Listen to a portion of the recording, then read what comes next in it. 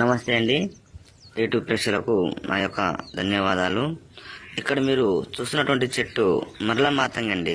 ఇది మనకు మరుగు మందులో చాలా ప్రధానమైనదన్నమాట.